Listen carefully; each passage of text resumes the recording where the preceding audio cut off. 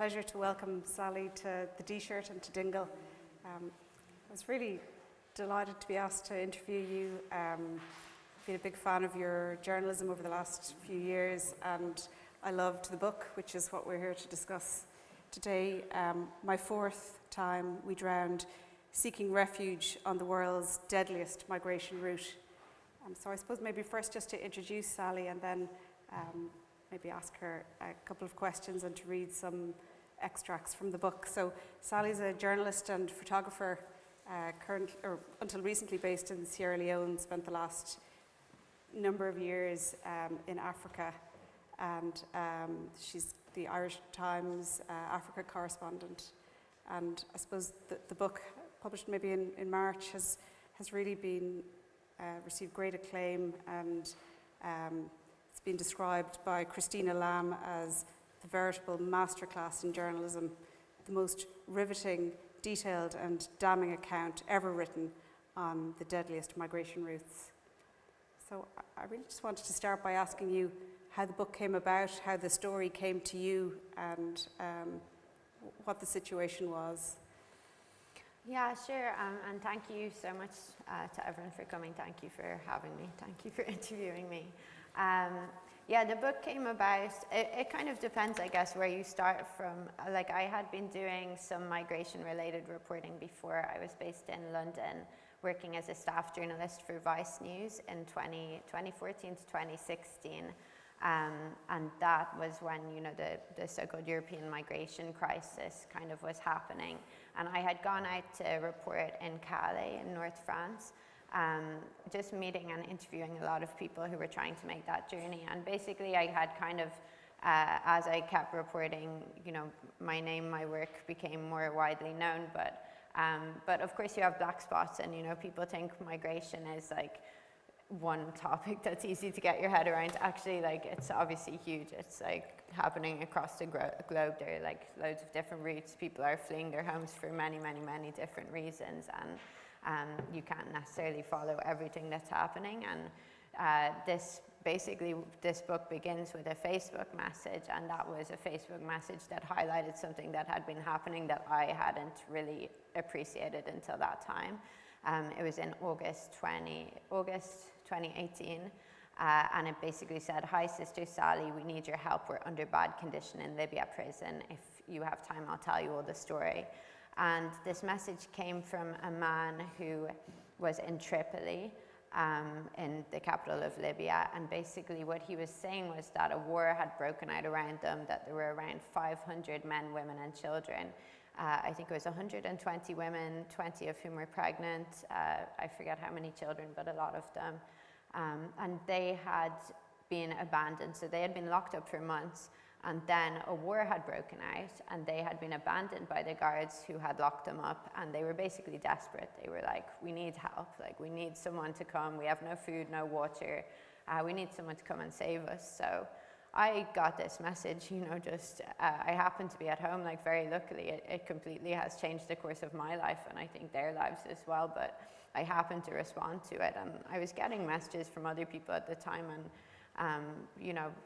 it was lucky even that I saw it, and I responded and said, I'm a journalist, I can't necessarily actually do anything, which I always try and say because I don't want to give someone false hope, but I was like, "Tell me what's going on." So this guy started to tell me that, he told me all of this, and I was skeptical to a sense, because I was like, I work as a journalist, so we kind of try and obviously fact check everything. Like, I had to verify what he was telling me. So I talked to him for 24 hours before I said anything publicly, and I started contacting, I knew a journalist who was in Libya, and I contacted him and I said, is it true that a war has just broken out in Tripoli? And he said yes. And I said, could it be that there's what I was being told was a prison full of refugees? It turned out it was a migrant detention center.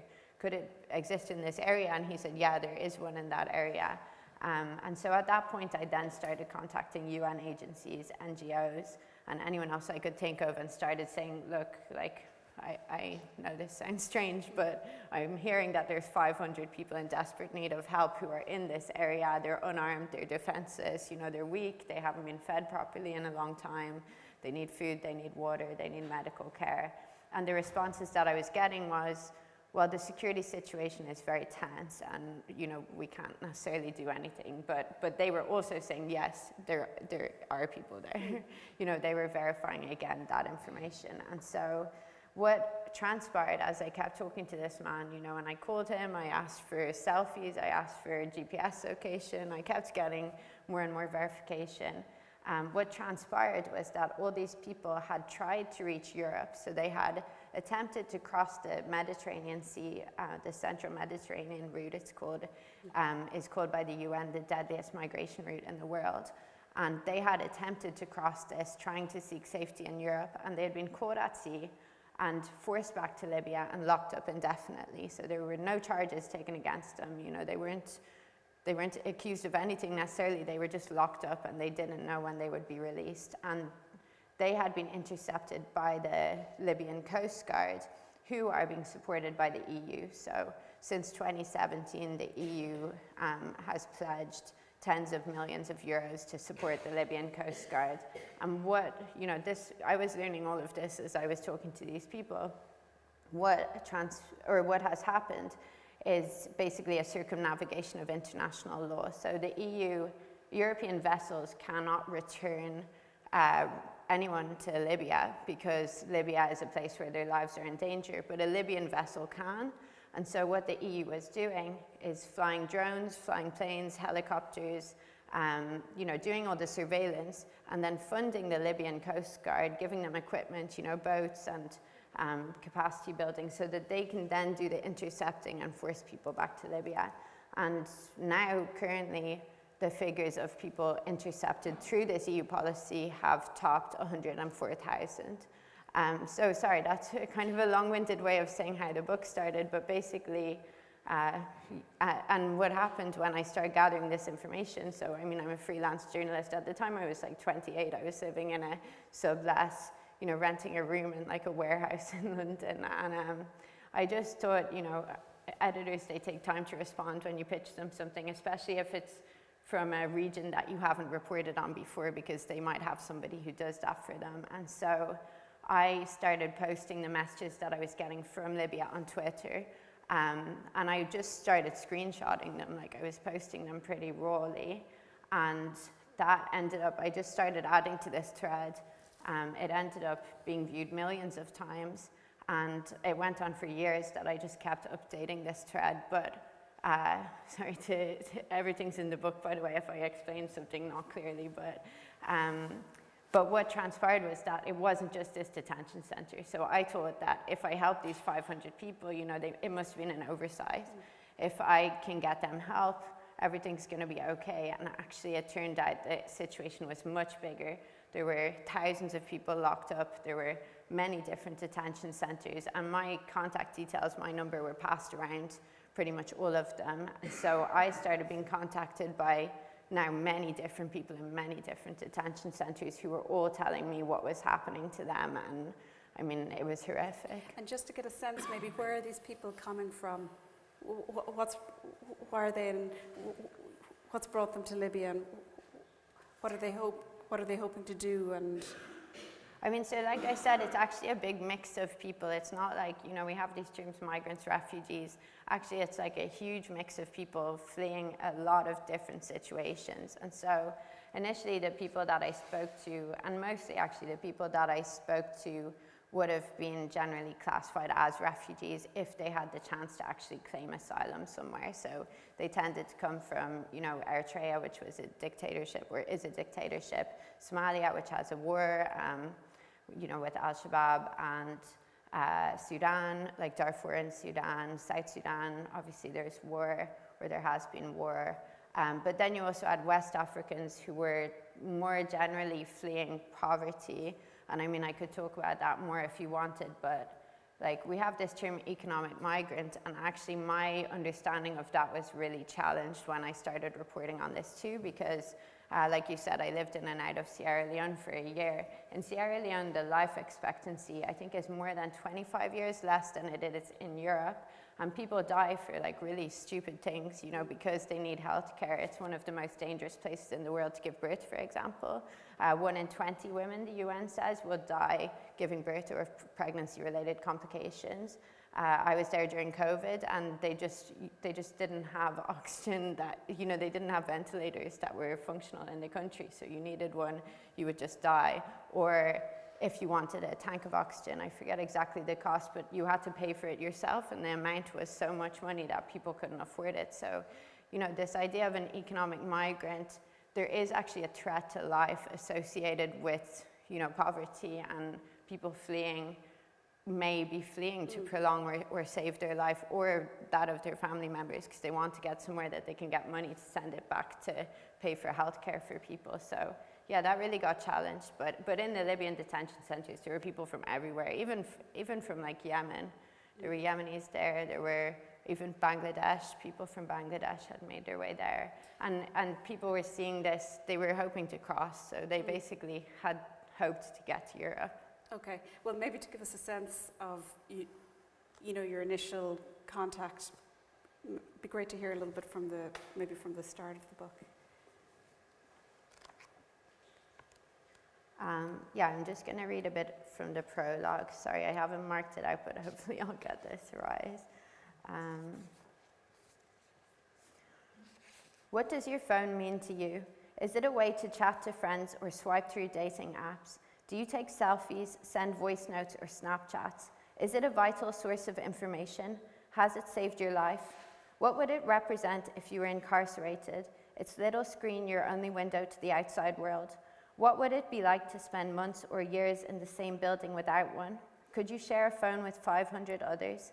Would you risk being tortured to keep it, or forego eating to buy data, knowing you would starve without food but could disappear forever if you had no way of sending a distress call? What is it like to watch innocent people being shot through Facebook Messenger? How would you feel listening to their faltering voices as they mentally and physically withered away? That's what I was going to discover. Originally, I believed these first contacts in Libya were an anomaly, the isolated victims of an accidental oversight. Once these people were helped, I thought my job would be done. I was wrong. Within days, more and more detained refugees began contacting me. They got my number from friends or found what I had been posting online. They sent messages through Twitter and WhatsApp. Their stories were eerily similar. Sorry, I'm just skipping a bit. For years after that first message came in August 2018, I messaged refugees and migrants in different Libyan detention centers every day. I imagined the network of hidden phones, the connections between me and them, between them and their families or friends, like lifelines, arteries, pumping blood. I could not fathom the bravery of the people I spoke to. We talked about the dangers of going public, but if a source wanted to take that risk, I respected their choice. Some were beaten up or tortured on suspicion of sending information. Their phones were regularly confiscated. Still now, I often receive videos, photos, or audio I cannot share. Missing people and evidence of atrocities accumulate in my phone's photo album in between pictures of autumn leaves or friends' babies. I set WhatsApp to save media automatically because detained refugees send me videos they cannot keep for safety reasons, and I do not want to risk them failing to download. These images are a sharp reminder of the world's growing disparities. People are more able to communicate than ever before, yet routes to safety are being shut down. Citizens in the West can look away despite windows everywhere, phone screens, TV broadcasts, videos posted online, providing insight into our vast inequality. Anyone who does open their eyes may end up bearing witness to human rights abuses thousands of miles away without any ability to intervene. I wrote this book because I wanted to document the consequences of European migration policies from the point that Europe becomes undeniably ethically culpable when refugees are forcibly turned away. 70 years after the global refugee system began, we are locking people up for trying to seek safety. We force them out of sight and fortify systems that make it easy for us to forget about them. Some die in captivity, and others will be traumatized for life. Sources in Libya tell me all the ways they are treated like animals. They have been flogged, sold, beaten, herded, crammed into halls, into small rooms, even into cages. They have come to despise each other's smells. Their minds slip away, denied the ability to think clearly for so long. They become malleable, forgetting their goals and values. They fret they will never trust again. This book will recount human stories, as well as giving some insight into the systemic issues destroying lives: negligence, corruption, apathy, inequality.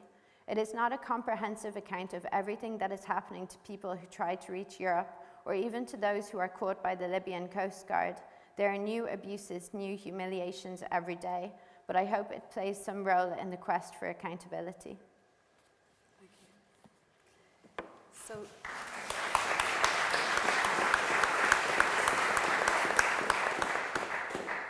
So you're in your flat in London, you've got these messages. You know there's hundreds of people who are kind of relying on you to bring their story to light.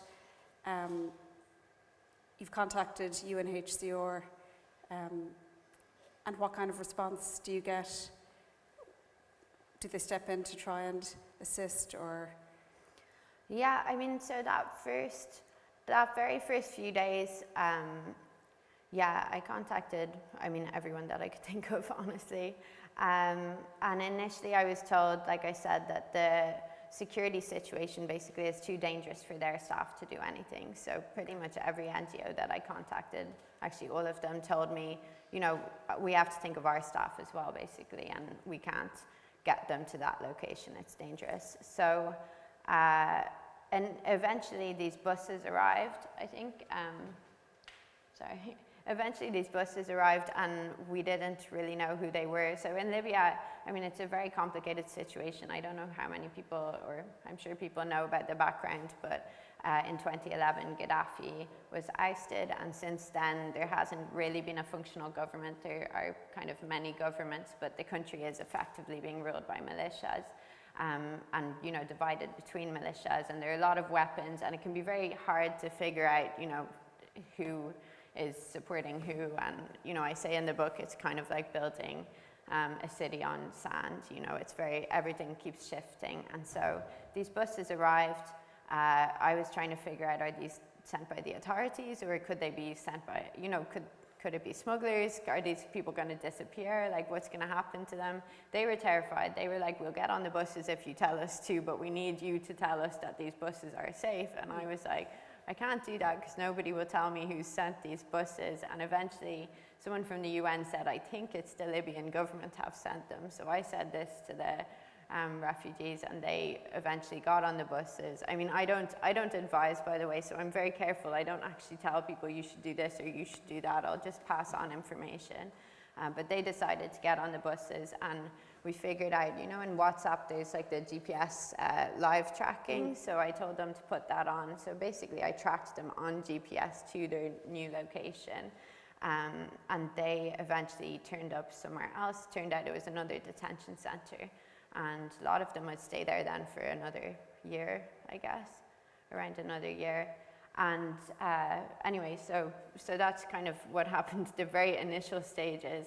And then I think about 2 days later, UNHCR, the UN Refugee Agency, released a statement saying that these people had been transported to safety. And at that point, they were again going without food and water. The front line had shifted, and so their new detention center was on the front line again, and the guards again ran away. So that was kind of my first moment that I started questioning, this official statement has been released saying that these people appear to be in a safe place, but actually they're not, because I'm in communication with them and they're not. So yeah, the book is based on literally years after that, like years of reporting, and that was kind of a recurring theme, that the official statements that were released would not be the same as the experience of the people inside the detention centers. And that was happening for a lot of reasons. Like, the detention centers are controlled by militias, so they are,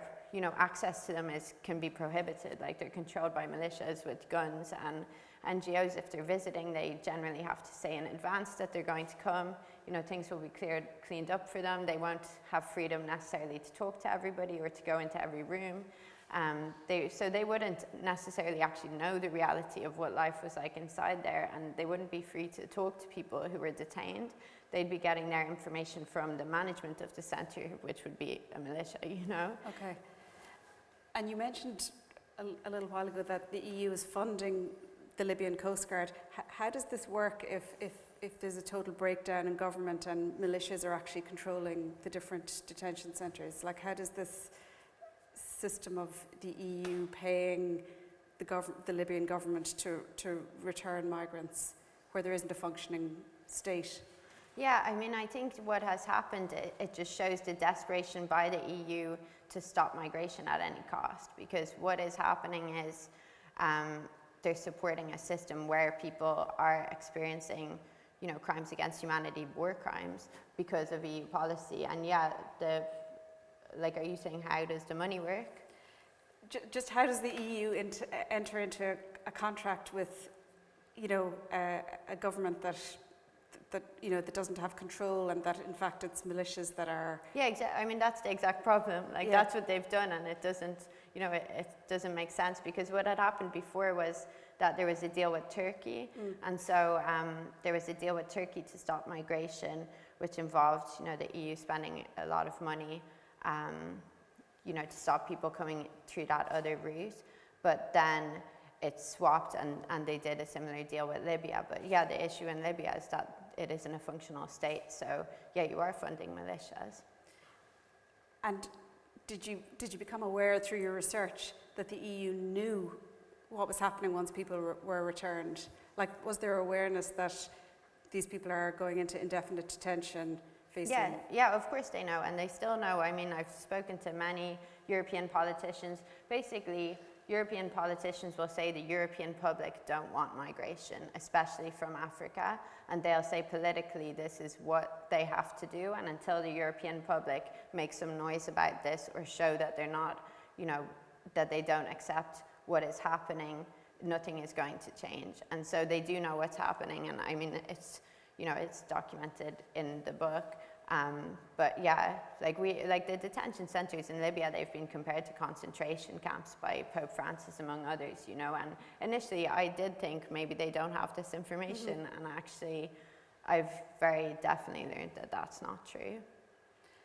Okay. And in terms, like, I know in the book you describe migrants saying that the threat posed by UNHCR was almost as great as that faced by smugglers and traffickers that they were interacting with. Can you tell us a bit more about that, about the UN's role or oversight over what's happening? Yeah. And accountability, maybe?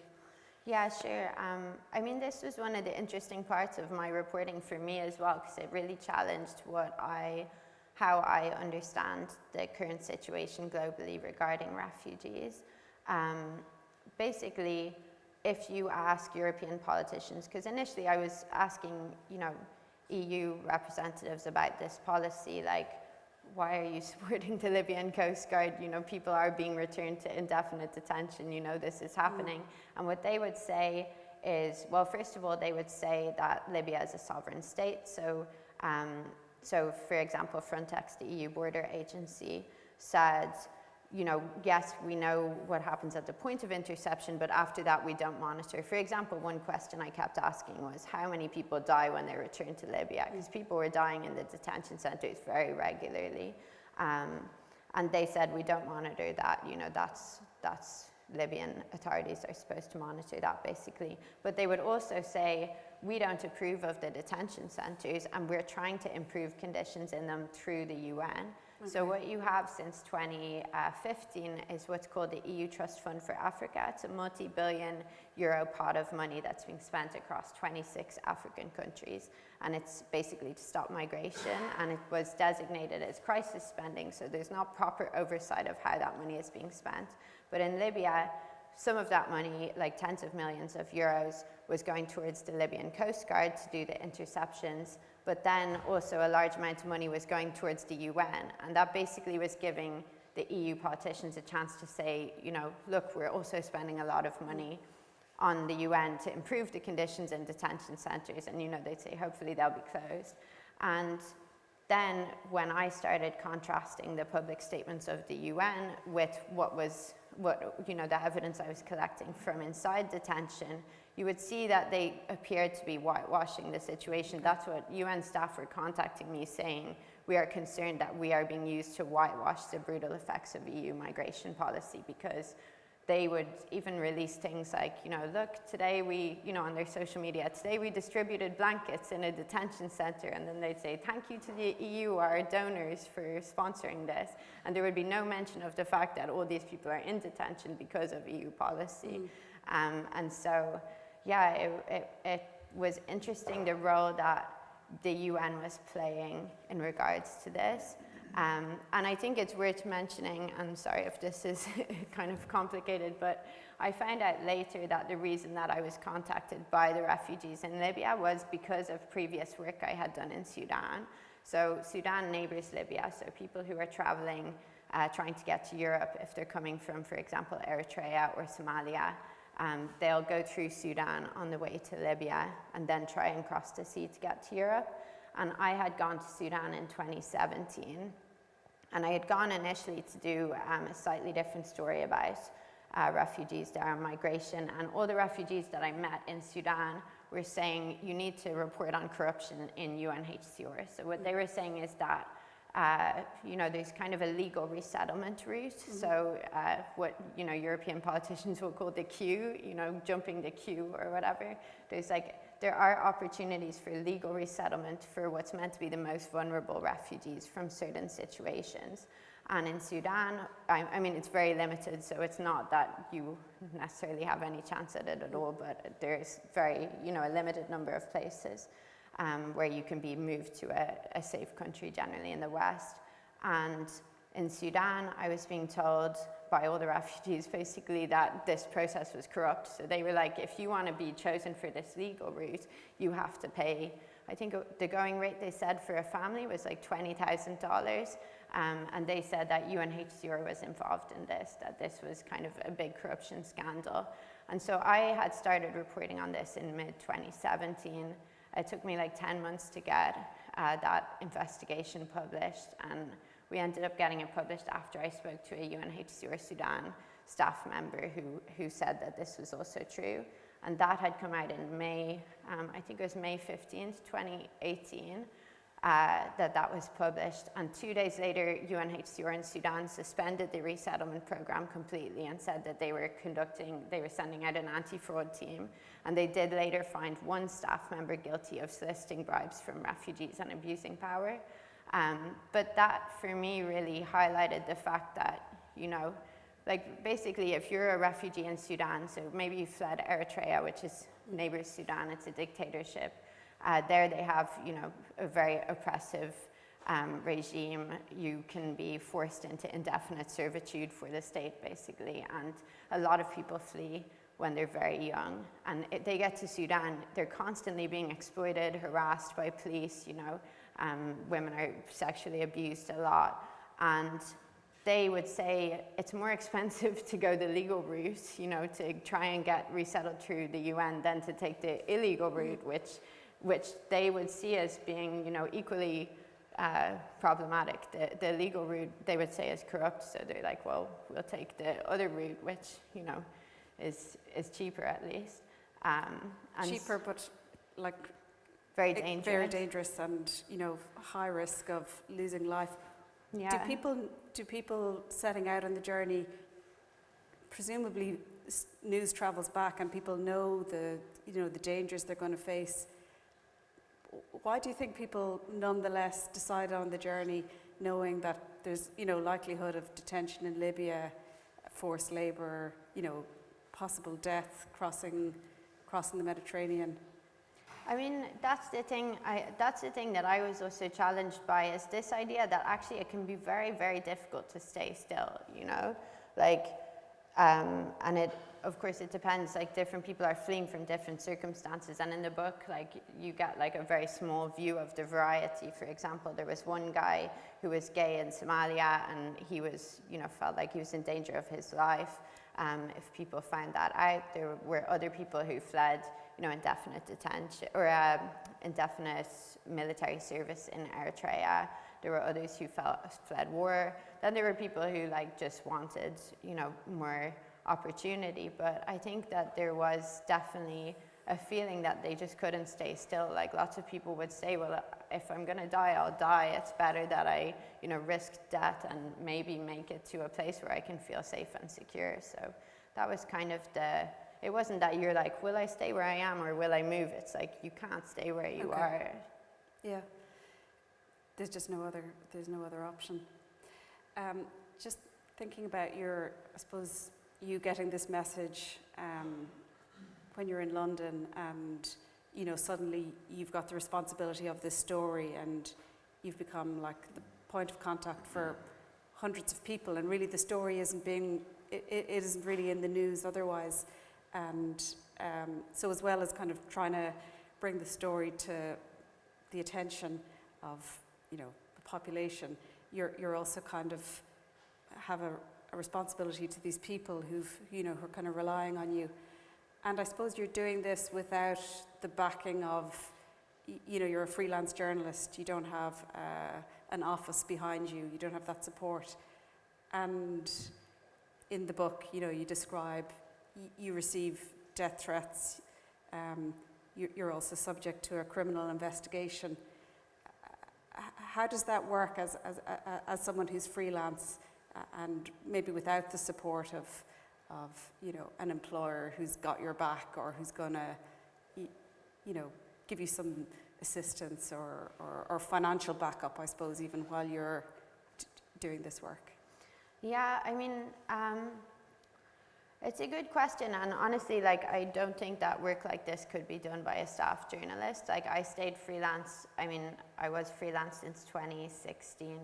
I was offered a staff job at one point while I was doing this reporting, and I knew that if I took the job, I wouldn't be able to continue, gathering this information the same way that I was. And as a freelancer, I had the ability to publish in many different places, and at the time, that I thought that was very important, because a lot of people, and I have to say, I work for the Irish Times, I'm on contract. I'm still freelance, but I'm on contract. The Irish Times have been amazing. They were from the beginning, they were willing to publish anything on this. But I have worked for news organizations where they'll kind of say, we did a story on refugees last week, so we don't necessarily need an update. And because of that, I felt like it was very important for me to be able to go to many different places. And I mean, I reported on this topic for pretty much everywhere you can imagine, BBC, New York Times, Al Jazeera, CNN,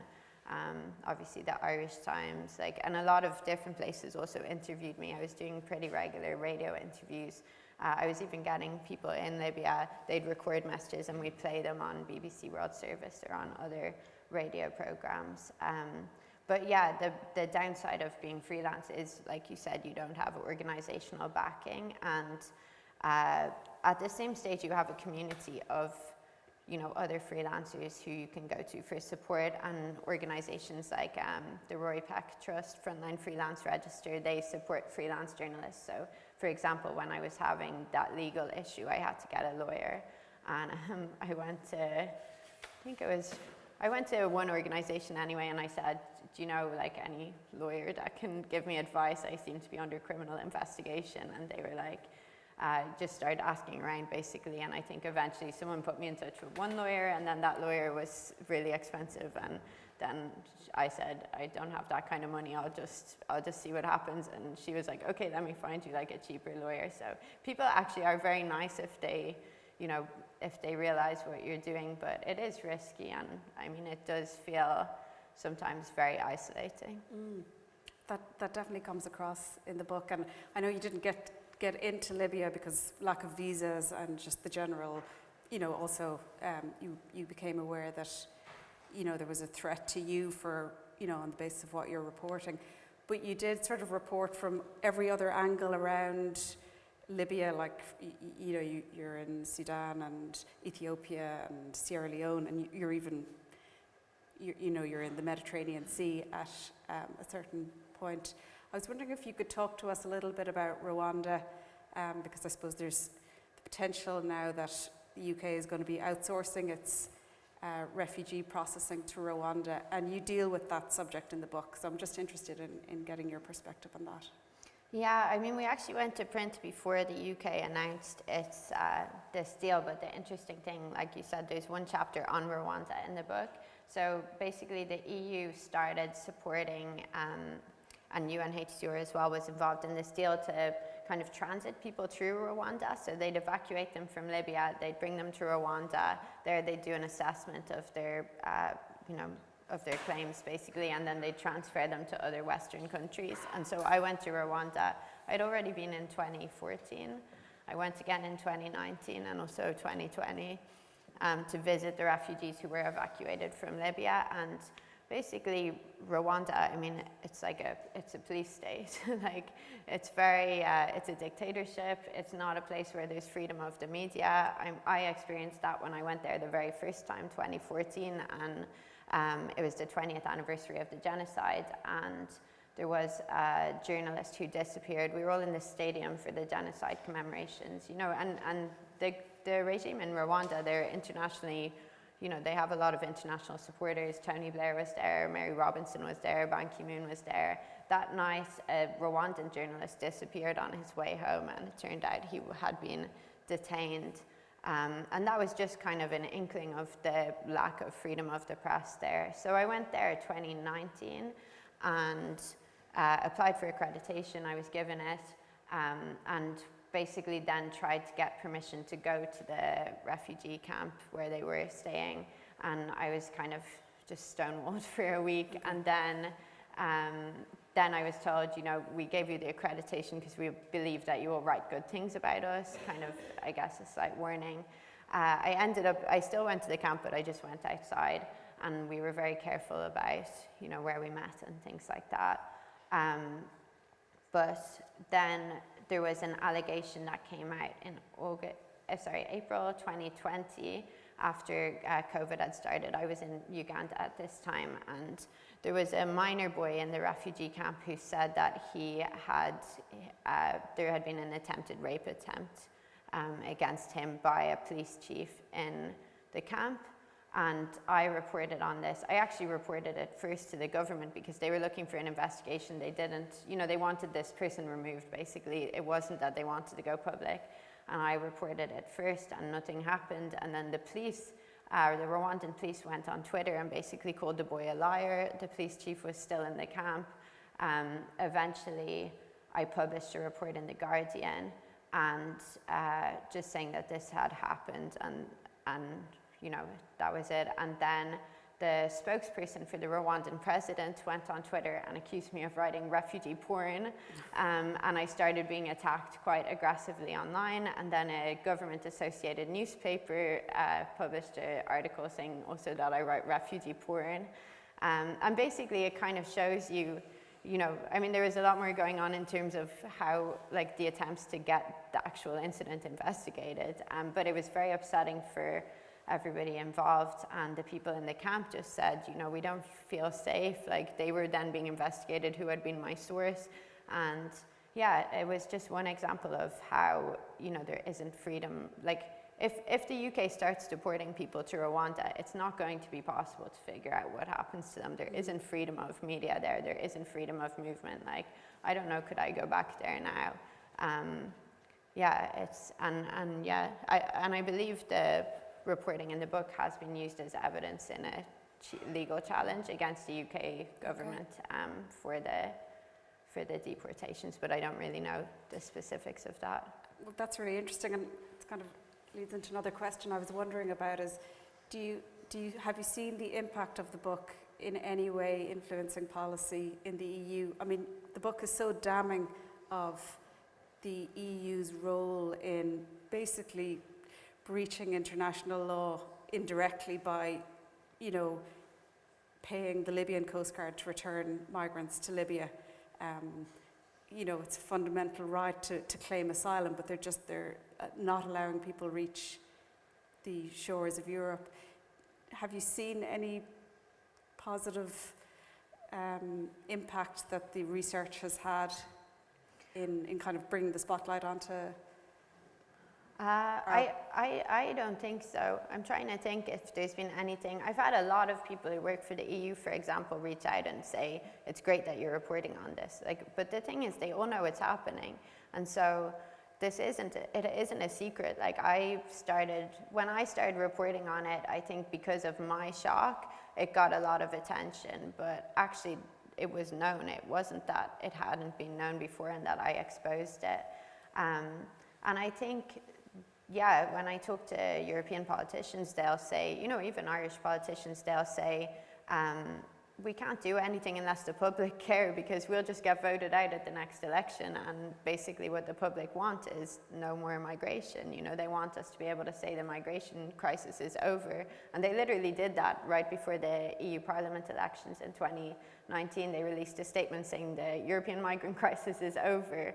And this is how it's over. This is what they're doing to stop it. But there have been fears that far right will gain ground across Europe, and that's basically, they feel, people that speak to me anyway, they'll say, well, isn't it good that we're stopping the far right from gaining ground? But I mean, yeah, it really makes you question, well, what do we even mean when we say far right, if this is what the people who are, considered centrist are doing? So yeah, but in terms of impact, I guess impact is big and small, right? And there have been small impacts, certainly, and I've met people who have said, when you contacted this person and said this, or when you published this, something changed for the better. I met one guy in Sweden who was in Libya for a long time, and he said, I remember we were starving. I think it was 2 years before I met him, and he was like, I remember we were starving and you contacted someone and then the food came. And I was like, well, that's incredible. And I should say, this is obviously isn't just me, this is like other people are doing things as well. It's not like I'm this, this solo person, but yeah, I think in terms of the broader impact in the systems, the situation is getting worse and worse and worse. And the EU border agency Frontex, the head of that, Fabrice, I've pronounced his name wrong, Leggeri, resigned in April, and that was over allegations of human rights abuses against refugees and migrants. But I mean, do most Europeans know that? They don't. I don't think so. Everyone I speak to, they're like, we didn't even know that's happened. And at the time we were like, maybe this is going to be a turning point, and I don't think so. Actually, what everyone that I speak to in terms of, activists, lawyers, they're all concerned that it will just become more and more secretive, the abuses and the way to get information. And one thing that actually, I don't know exactly why, so I still need to get this information, but the UN has been publishing statistics on the number of interceptions and returns, and they've just stopped doing that last month. At least on Twitter, that's where they were posting them. And as soon as I saw that, I was like, are we now not going to even know how many people are being intercepted? Like, part of the importance is being able to gather this information, and the more that we silence people, the more that we shut down those means of the more we stop collecting the information, the less people will know about it. And what's happened is a very deliberate effort to silence refugees, silence migrants, and not have the European public even aware that this is happening. Okay. I suppose just thinking about the other refugee issue at the moment, since the book came out, we've had the war in Ukraine, and, we now have 6 million Ukrainians in Europe. Does that give you, is that a sign of hope for you that, the EU has given to those refugees, full access to Europe and, accommodation, whereas on the southern border, it's, turning back migrants facing indefinite detention? Do you think that there's a sign of hope there, or are we just going to continue having completely two different approaches to refugees coming from different angles?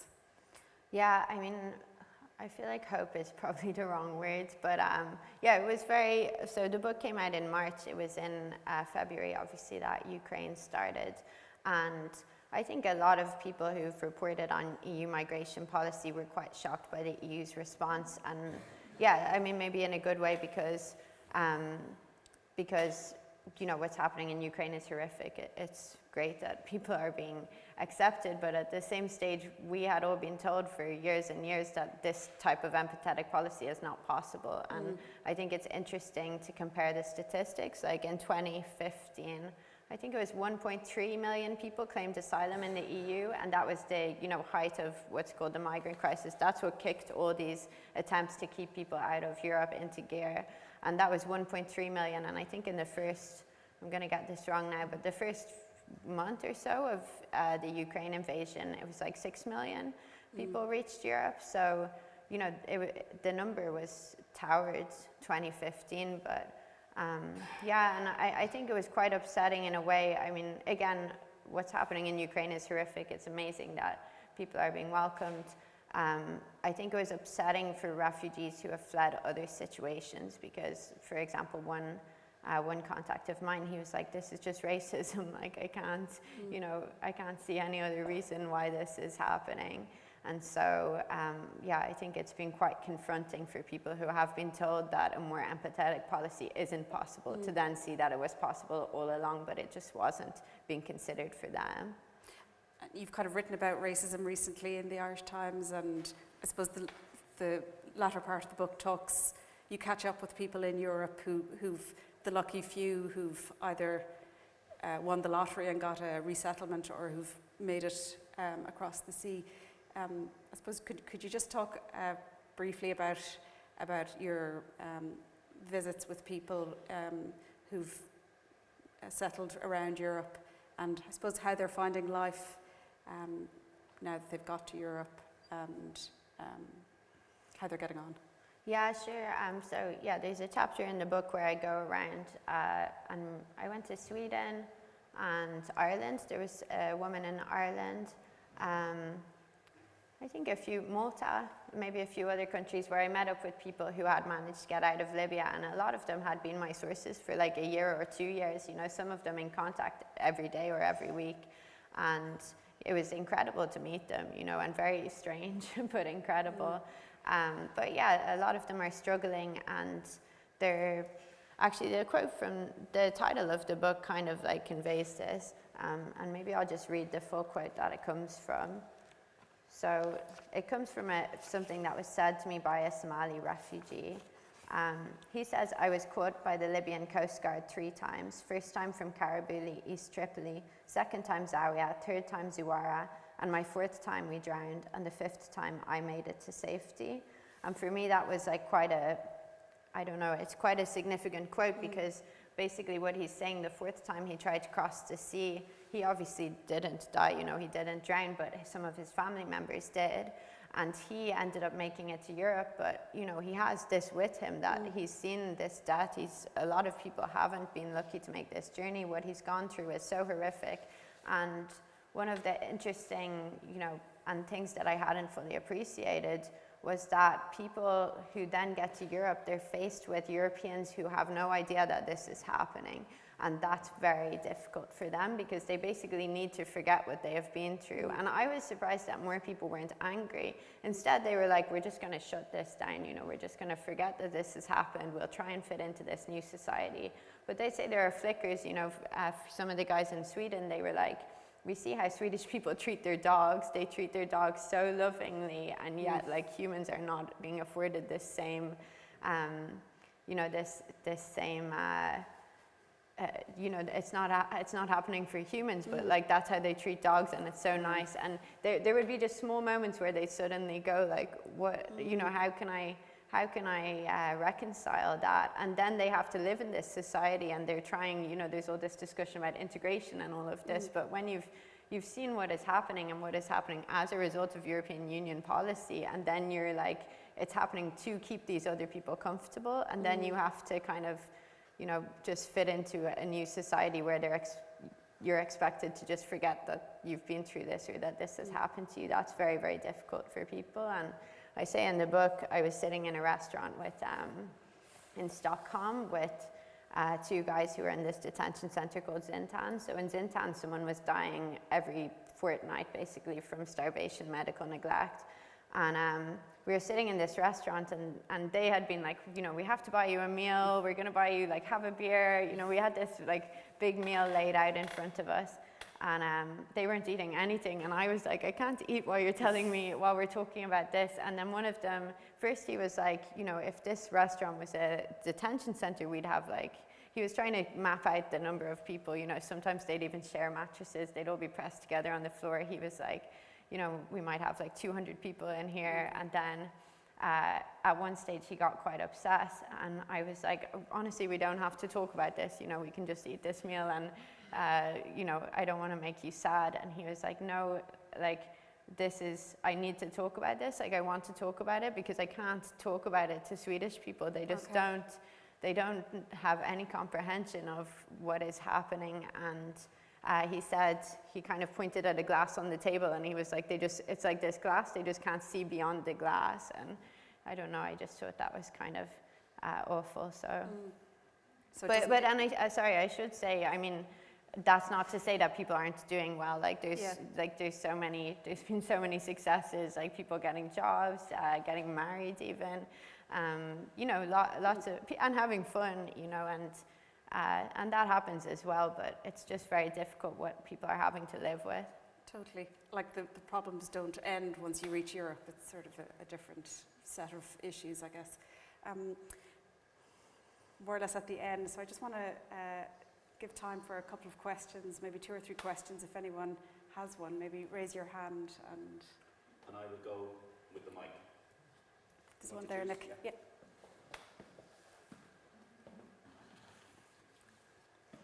Yeah, thanks very much, Sally. I'm on the 5th or 6th chapter of your book, and it's really brilliant. It really kind of informs us the humanity of ourselves, really.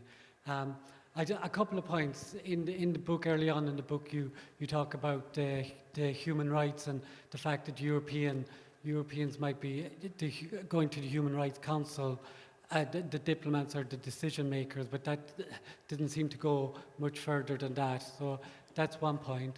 And the second point is that I think you're right in terms of the policy, that if the people themselves, if we ourselves don't accept migration as a necessary issue, then it's not going to happen. But, you know, I was struck by, you wrote an article in the Irish Times in April in Somalia, a slightly different issue, but around hunger.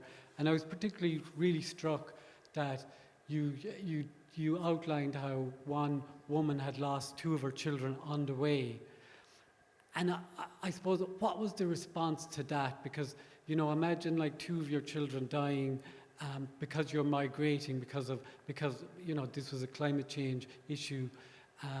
Like, what is the response to the public from media? Like, you're kind of saying the public needs to change its ideas around this, yet when you have really powerful reporting like that, are we responding? Is the general public responding? How do we get those issues around?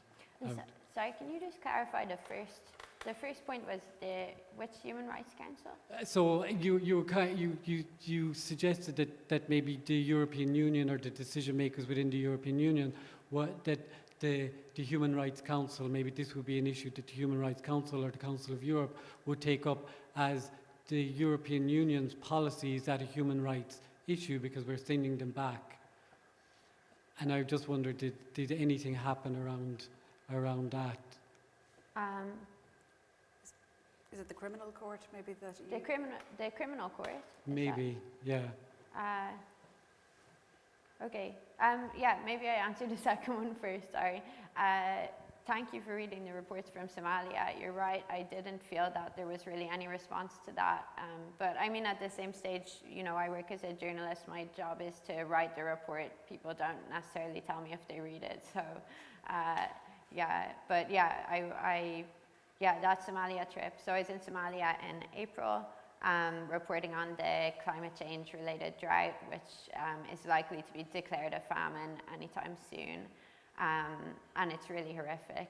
And actually, I think it was my first time really seeing so starkly the impact of climate change and how that is displacing people. And I was in a displaced persons camp one day, and hundreds of people just showed up. They had, basically people have always managed to get by, or, you know, these are people who have always managed to get by. They have livestock, they have, you know, camels or goats. They take the milk from them, they drink the milk, they sell animals when they can, and they've always got by. And then this drought just killed all of the livestock, and then also children. Like, there was one of the problems right now, they're trying to, you know, it would be good if it's declared as a famine, because then aid rushes in and a much greater amount rushes in.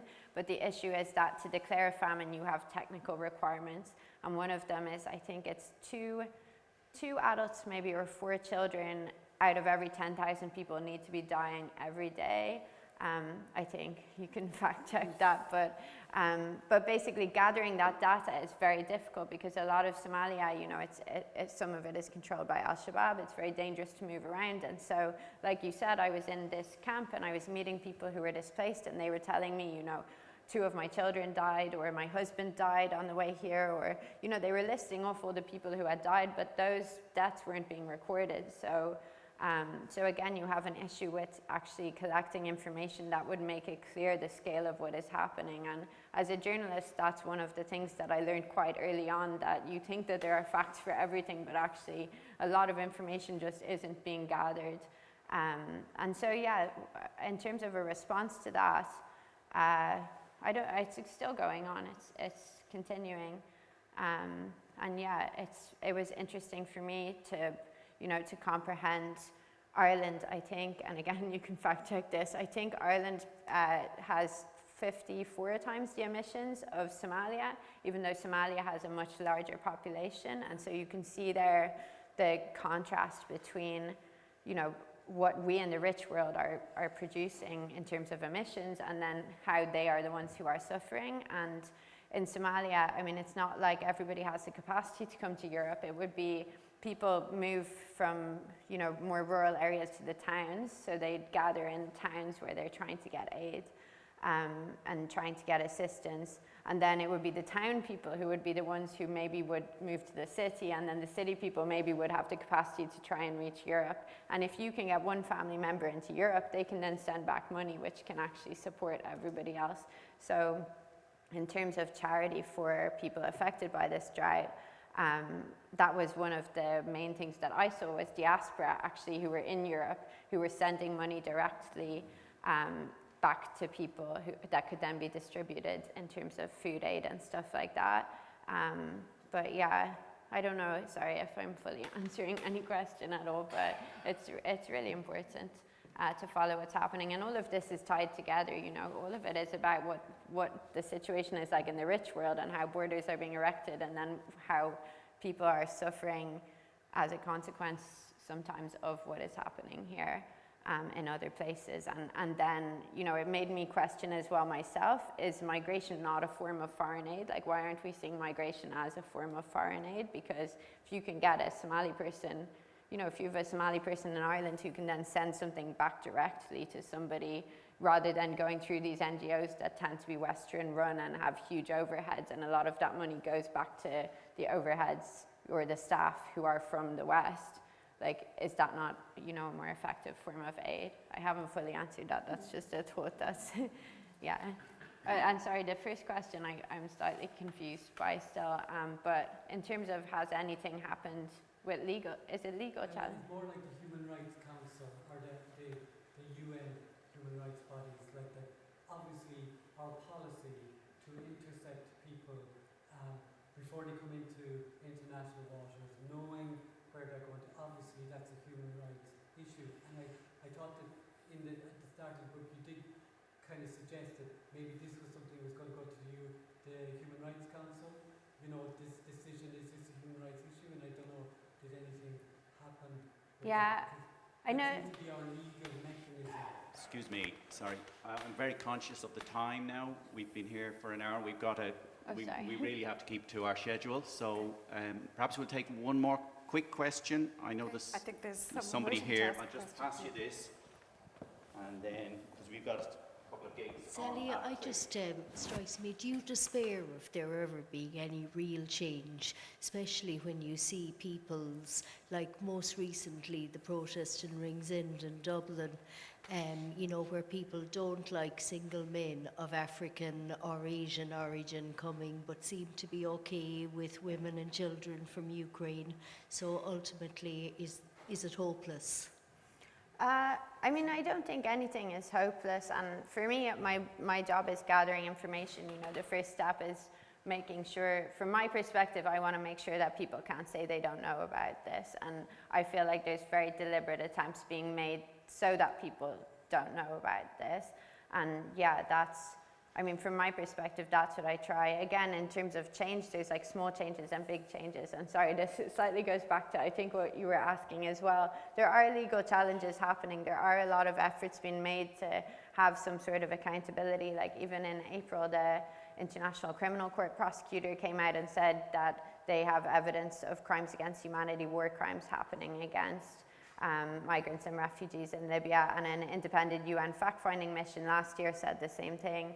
And all of these things, incrementally, they can sometimes create change. I interviewed, I think it was Ismar, I forget exactly which person I interviewed, sorry, but there was someone in the book who was like, sometimes change happens all of a sudden and you might not even have seen it coming, but little things are happening, and sometimes then you can have a big moment. And I don't know, it depends what you define as change, but I don't think hopeless is the wrong word, I would say. And even you guys being here and listening, honestly, I'm so grateful, because sometimes it feels like you're screaming into a black hole or something. So even that, for me, that's change. People are paying attention. I think that's probably a good point to end it all. Sally will be downstairs in the bookshop, perhaps signing a few books. So there'll be an opportunity to maybe discuss a few things down there, but I'm conscious really that we have to move on to give ourselves a short break before the next events. Ruth, do you just want to say thank you very much? Yeah, well, thank you. That was really illuminating, and sorry we didn't get to more questions, but I think you gave us a really great sense of what the book is about. And all I can say is, if you haven't read the book, please do. It's a really riveting read.